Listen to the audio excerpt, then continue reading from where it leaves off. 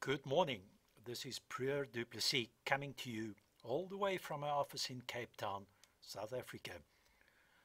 Using voice is a first for me on the Investment Postcards site, but I'm doing it for two specific reasons. Firstly, I hope it will add some variety to the written posts, and secondly, I need to get some voice training as I'll be hosting a brand new Internet Money show starting in January. It's been more than 10 years since I last hosted a radio program, so I need to get a feel again for using voice as the medium for getting my message across. The radio show will deal with all aspects of global investment, and it will be a talk show, in other words, totally interactive.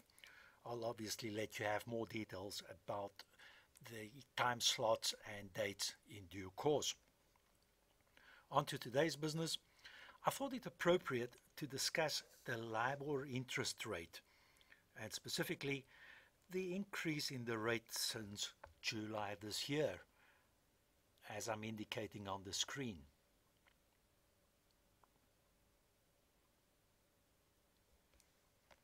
LIBOR, of course, is an interbank rate. In other words, the rate banks charge each other.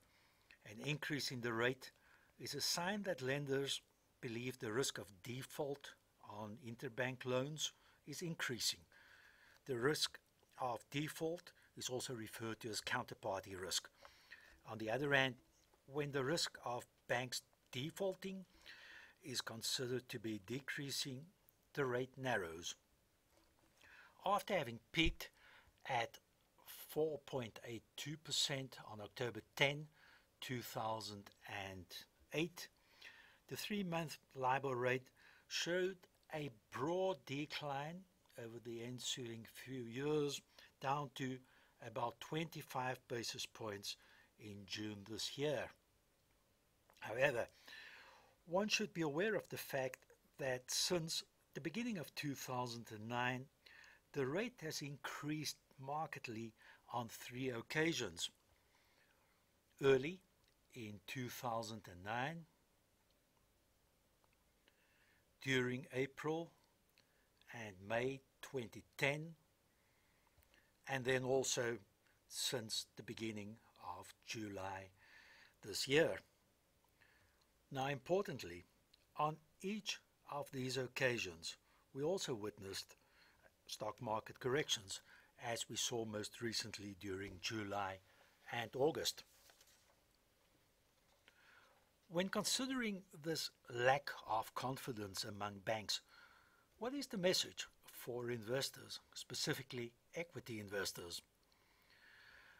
Taken together with equity ratings that have of late become too rich compared with the underlying economy, at least in my assessment, the message is simply that one should approach stock markets with caution at this juncture. At this stage, I don't envisage a particularly deep pullback, but time will tell. You can read more about my equity outlook in a post I published a few days ago. It was entitled US Stocks Anticipating Too Much Too Soon. I've also given the link at the bottom of the LIBOR chart. I hope to be checking in again soon.